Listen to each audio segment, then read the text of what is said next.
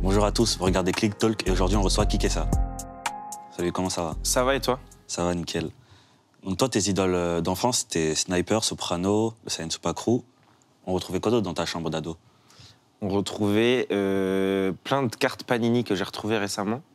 Quelques cartes Pokémon incroyables. Du genre? Du genre, j'avais un espèce de... En fait, je pense que c'était un faux. Mais j'avais un Dracofeu, vraiment première génération. Mais je sais pas comment ils ont pu le falsifier, tu vois. Mais j'avais ça, et ma mère l'a acheté à la poubelle. Pourquoi? Sans raison. Elle s'est dit, c'est nul, des petites cartes, c'est claqué. Elle les a achetées à la poubelle. Et elle m'a laissé un Mystherbe. C'est tout. Sans raison. C'est déjà ça. Nul. Du coup, toi, tu viens de Nancy. Ouais. Aujourd'hui, tu es à Paris, mais je voulais savoir, c'est quoi ton rapport avec cette ville? Avec Paris ou avec Nancy? Avec Nancy. Avec Nancy, bah, moi, je suis un vrai pur produit nancéen. Ça veut dire que ça fait maintenant peut-être 3 ans que j'habite à Paris, mais je suis toujours nancéen dans ma tête. Tu vois, Paris, c'est trop grand, c'est trop rapide, c'est trop... Moi, j'aime la province, j'aime le fait que tout le monde se dise bonjour. J'aime le fait de connaître un peu tout le monde dans la ville et tout. C'est là où ma famille habite, là où tous mes amis d'enfance habitent. Donc, c'est ma ville de cœur et je sais pas, j'espère y retourner bientôt. Et du coup, ça fait un moment que tu fais du son. Tu as commencé avec les dimanches de hippie. Yo petit frère, faut y faire, je suis aussi frais que nos hivers, je suis au Niger, je suis au Tibet, je suis solidaire, je suis solitaire. On est une bande de hippies, tu nous détestes déjà, je sais. T'es deck, t'inquiète, t'es pas le seul. On est grand, on est blanc, bleu. On est 4, on est 2, on est 102. Donc tu sortais un morceau et un clip tous les dimanches. Tous les dimanches, ouais. Après ça, t'as sorti ton premier album Puzzle, que t'as fait T'es parti faire un séminaire à Los Angeles, je crois. Ouais, exactement. Et du coup, après ça, comment on passe d'un rythme grave soutenu, où on fait un son chaque semaine, à concevoir un album? Pour Puzzle, tu parles? Pour Puzzle. Bah, en fait, tout s'est fait en même temps, parce que donc j'ai fait les dimanches de hippie pendant 1 an. Après ça, on était en tournée, du coup, on avait des dates, tu vois, genre 3 fois par semaine. Et l'album est sorti très vite après, fin d'année, je crois, 2019, un truc comme ça. Et donc, il n'y a pas eu de repos, c'est-à-dire que je l'ai créé de la même façon. Tu vois, on est parti en séminaire, mais c'était plus pour chercher de l'inspi pour des nouveaux trucs, etc. Mais en vrai, on avait déjà pas mal de choses de l'album. Donc en vrai, l'album Puzzle, il s'est fait un peu comme les DDH, c'est-à-dire rapidement, dans l'énergie, dans la spontanéité, tu vois. Et du coup, cette année, tu as sorti ton deuxième album Ruby. Ruby, ouais. Là, c'est beaucoup plus conceptuel. Ouais. Donc tu racontes que Ruby, c'est ton ami d'enfance imaginaire que tu voyais, tu étais le seul à voir. Et du coup, tu parles de Puzzle, le fait que c'est la spontanéité. Et comment on en arrive à créer un projet où chaque morceau doit avoir un lien avec le précédent? En fait, le concept de Ruby, c'est un truc que je veux faire depuis toujours, depuis que j'ai commencé la musique. Tu vois, un truc avec un storytelling, une histoire, comme tu dis, des liens entre les musiques, etc. C'est un truc que je voulais faire depuis longtemps, mais il faut des moyens, tu vois, il fallait du temps, parce que ça prend beaucoup plus de temps que de faire juste des musiques qui n'ont pas forcément de rapport les unes avec les autres. Donc j'avais besoin de temps. Et malheureusement et heureusement, le Covid est arrivé, donc je me suis retrouvé à avoir énormément de temps d'un coup. Donc ça s'est fait un peu... je me suis dit, écoute, là j'ai du temps, j'ai ce truc que j'ai en tête depuis très longtemps de raconter une histoire. C'était compliqué au début de structurer, parce que je savais que je voulais faire intervenir un personnage tierce. Quand j'étais petit, j'avais vraiment un ami à qui je chantais des chansons, etc. Donc... j'avais l'amorce, je savais pas trop comment faire. Après, je me suis fait entourer de gens pour, tu vois, j'ai bossé avec Casa, notamment, qui m'a aidé à un peu structurer, tu vois, genre à ce moment-là de l'histoire, il faut qu'il se passe quelque chose. À ce moment-là, il faut, tu vois. Et du coup, j'ai construit les musiques en fonction de l'histoire que je voulais raconter, tu vois. C'était compliqué. Mais en même temps, c'était un super challenge, je trouve. Et du coup, Ruby, vous l'avez matérialisé sous la forme d'une fille, ouais. Un peu un hologramme, un personnage en 3D. Ouais, exactement. Et pour sa voix, c'est un Vocaloid, donc c'est un logiciel... Ce serait un reveal, je n'ai jamais dit ce qu'on a fait pour la voix, mais je peux te le dire.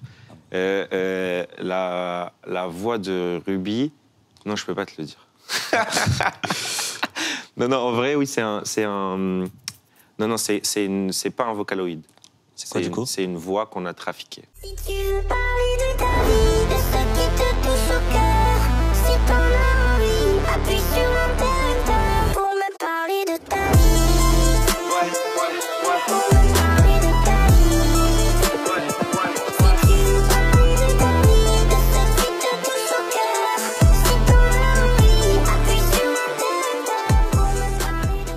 Mais par contre, pour la matérialisation en 3D, on a galéré parce que, on est passé par, franchement, je pense, des dizaines de rubis différents. On est passé, à la base, c'était un robot.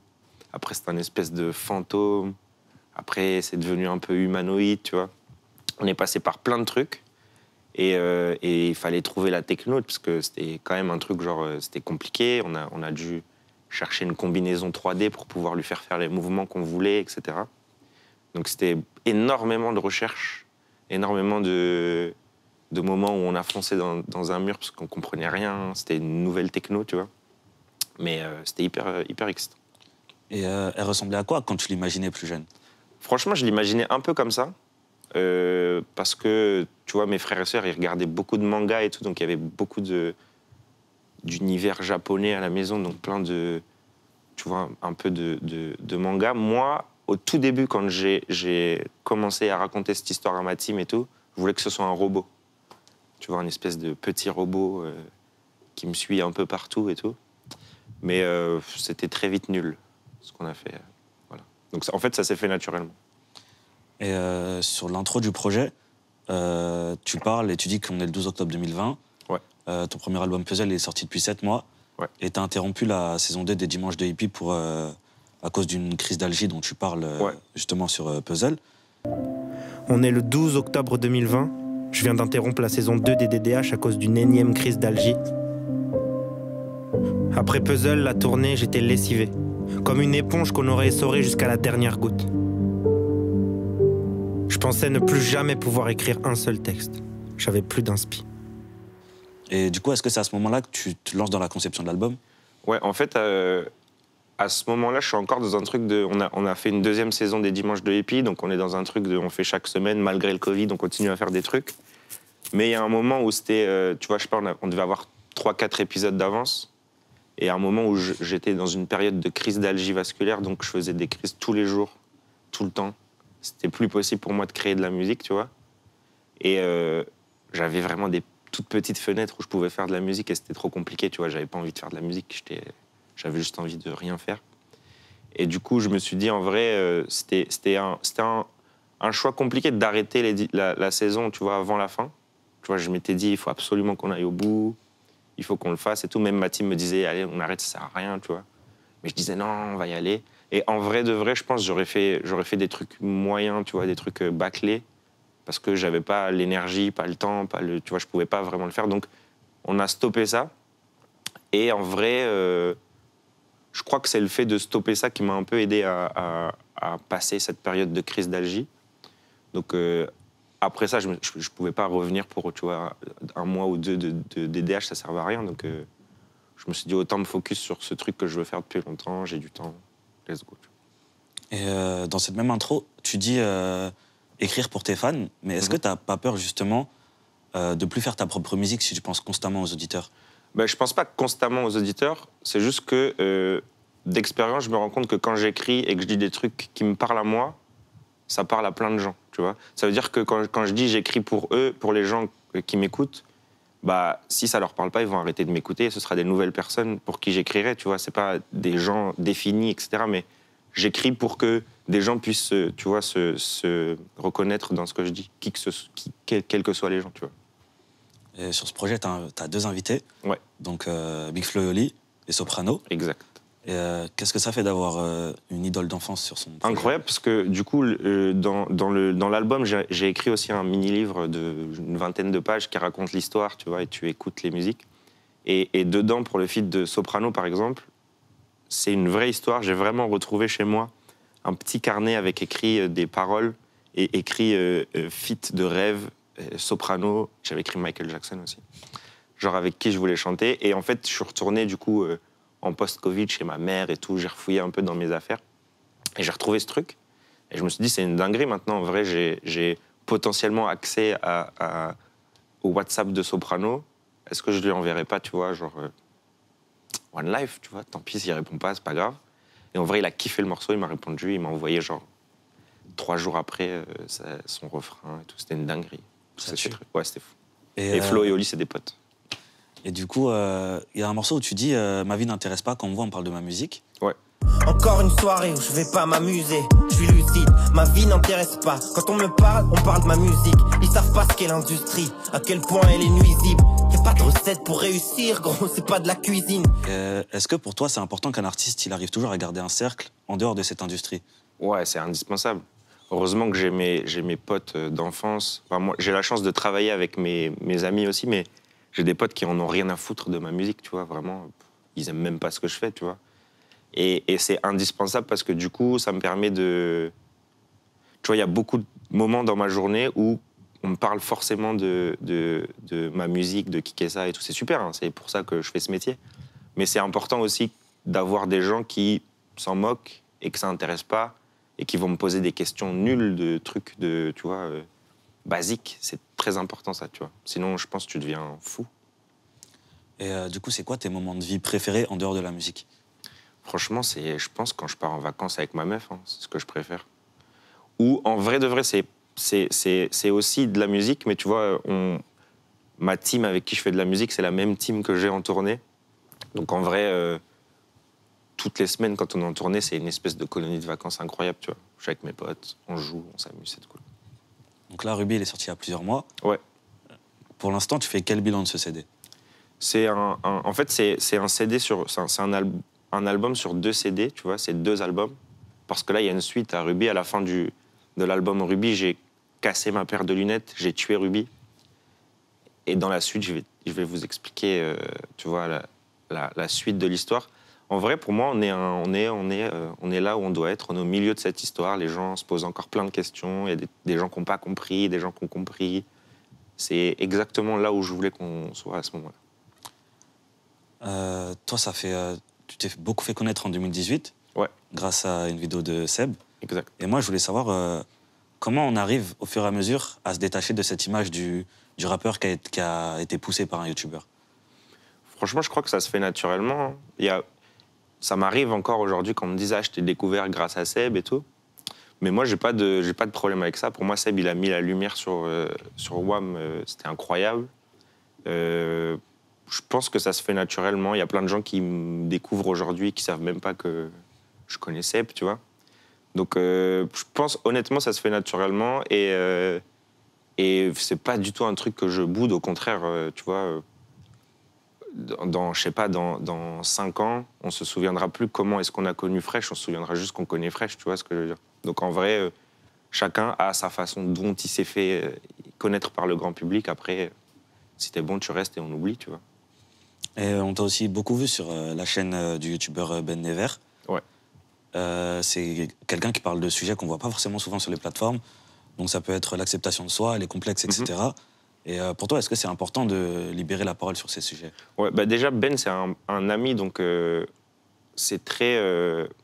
En fait, les discussions qu'on a en vidéo, c'est les mêmes qu'on a quand on est, tu vois, à la maison ou au studio et qu'on joue à la play. Donc en vrai, c'est un peu involontaire, mais c'est vrai que je pense que c'est important d'entendre des gens.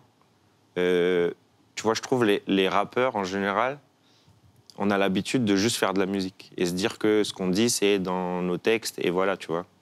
J'ai fait des émissions avec lui où on parle de, je sais pas, de créativité, de trucs. Je vais pas faire une musique sur la créativité, tu vois. Donc c'est intéressant, je pense, pour des gens, d'entendre des artistes qu'ils écoutent parler de trucs qui leur parlent, tu vois, de masculinité, de virilité, de choses comme ça. On va parler de concerts. Donc, tu as accompagné Orelsan sur sa tournée il y a un moment. Tu as fait plusieurs tournées en France. Là, tu es le 27 novembre à l'Olympia. Exact. Et je voulais savoir comment tu te prépares pour une scène. Bah, en fait, on est en tournée un peu tout le temps, tu vois. Donc, il y a une période où on est, je sais pas, 2-3 mois en création de la tournée, du show, etc. Donc, c'est un peu... c'est chiant, quoi, tu vois. C'est les devoirs, c'est un peu... Enfin, c'est excitant, mais t'as vu, c'est pas concret. Ensuite, on part en tournée. Là, on est en tournée depuis, du coup, la sortie de Ruby. Ça se passe très bien, c'est une dinguerie. Moi, la scène, c'est ce que je préfère. Je fais de la musique pour faire de la scène. En concert, on a Ruby avec nous sur un écran géant, c'est stylé. Et pour l'Olympia, pour le coup, c'est du... On va prendre ce qu'on fait en tournée et on va l'amener à un autre level, tu vois. C'est là où je vais faire pour la première fois des musiques du prochain CD, tu vois. On va reveal un petit peu la suite, donc c'est hyper excitant. Beaucoup de travail, beaucoup de stress, mais très excitant. Là, du coup, tu es revenu avec un double morceau. Ouais. Le premier, il s'appelle Fit, et il y a eu plein de réactions sur les réseaux. Je crois que tu as un peu du mal avec Twitter, toi. Ouais, je suis pas fan de Twitter. Mais comment tu as vécu un peu tous les retours qu'il y a eu? Bah, en vrai, les retours étaient très positifs. Je m'attendais à, t'as vu, genre, oh, tu fais pas de feat parce que t'es nul, tu vois, genre des rageux. En vrai, j'ai eu quasiment que des retours incroyables. J'ai reçu des messages de gens de partout, de tous les univers, des rappeurs, tu vois, c'était une dinguerie. Le morceau a été super bien reçu, tu vois. Donc, quand c'est sorti, je me suis dit, OK, let's go, tu vois, on va voir comment les gens vont se le prendre. Et en vrai, ils se l'ont si bien pris que du coup, je l'ai grave bien vécu, quoi.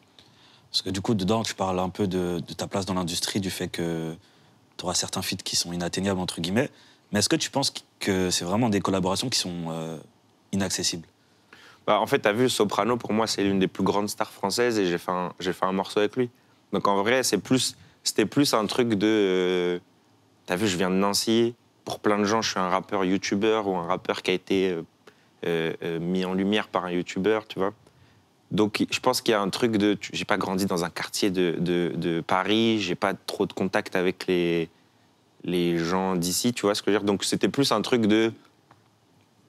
Chacun reste avec sa team et se mélange que si vraiment il y a un intérêt, tu vois, genre... peut-être, je sais pas, financier ou tu vois, genre un intérêt. Flo et Oli, par exemple, ou Soprano, ils ont aucun intérêt à faire une musique avec moi, tu vois. C'est que artistique et humain. C'est-à-dire qu'on s'est super bien entendu, chacun kiffe ce que fait l'autre et on fait de la musique, tu vois. Et je suis pas certain que ce soit pour tout le monde pareil, tu vois. Mais moi, je me dis aujourd'hui, quand on voit que, par exemple, Big Flo, il est pote avec Gazo, j'ai l'impression qu'il y a moins cette barrière quand même. Non, je pense que tu vois, je cite Gazo dans ma musique, mais je l'ai même pas contacté pour faire un feat, tu vois. Je dis juste que je pense ne pas être assez drill pour faire un son avec Gazo.